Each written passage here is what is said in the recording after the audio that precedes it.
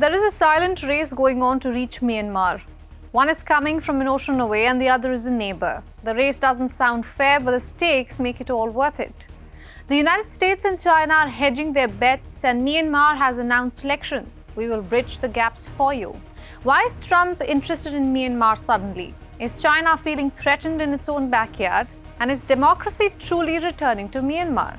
I am Ananya Datta and you're watching Grey Zone.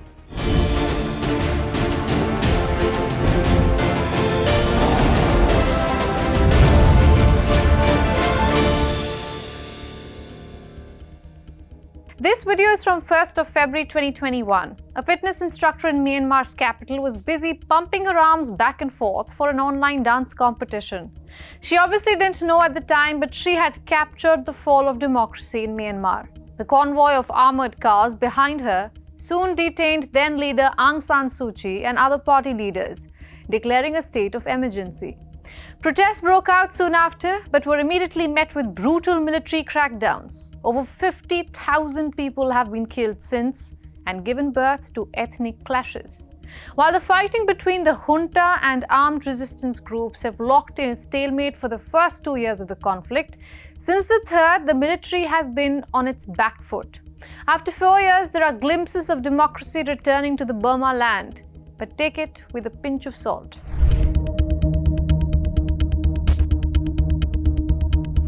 Today, the military ended the state of emergency in Myanmar and declared elections will be held by December this year. The National Security and Peace Commission was formed to be able to guide and cooperate with the defense, rule and regulation, and to hold multi-party elections in future. On paper, that sounds like a return to democracy. In reality, we have our own skepticism. First, because the military has just imposed harsh penalties for protesting against its planned elections, with critics potentially facing years in prison for dissent.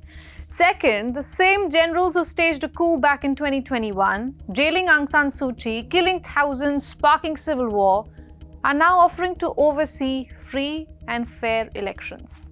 And third, of course, is geopolitics.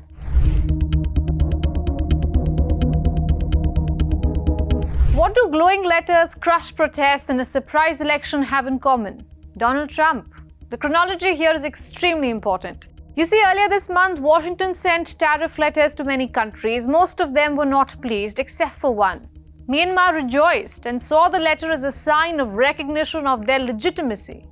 Remember, his predecessor, Joe Biden, cut all diplomatic relations during his term with the country. Within 4 days, Junta chief Min Aung Hlaing sent Trump an over-the-top letter praising his leadership and vision.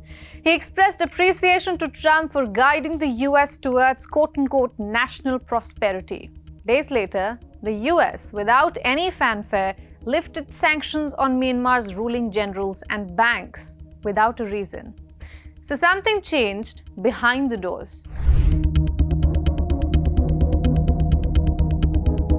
Experts say Myanmar should thank the business lobbyists who told Washington about the rare earth minerals. Rare earth minerals are crucial for everything, from the smartphone or TV you're probably watching this video on, to the missile systems of your country uses to protect you.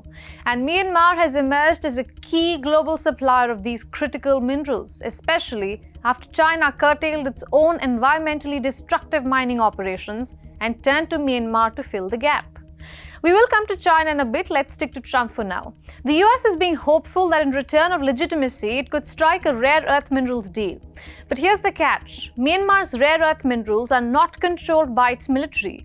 They're under the authority of powerful ethnic armed organizations. And these armed groups aren't driven by profits. Otherwise, they would have caved to pressure earlier itself. Their goals are political, not commercial. So that makes you wonder, can an election solve all of that?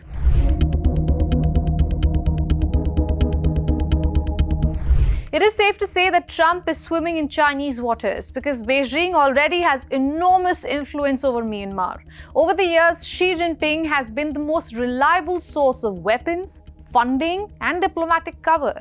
The brutal US aid cuts earlier this year further strengthened China's position to manipulate Myanmar's politics. Beijing is busy playing its own game. It has been trying to broker ceasefires, not to promote peace, but to stabilize its own strategic corridors. It seems like China doesn't care who rules Myanmar, only that they stay aligned with Beijing's interests. How do you trust the attacker with a knife again? And that is the situation Myanmar is in right now. The same military that dismantled democracy is now offering to resurrect it. And while the people on the inside crave for normalcy, they aren't aware it's the outsiders that are shaping the battle. The US-China rivalry in Myanmar will accelerate a tectonic shift in Southeast Asia, where the elections won't just decide the next leader, it will reshape the region. I'm Ananya Datta. Thanks for watching Grey Zone.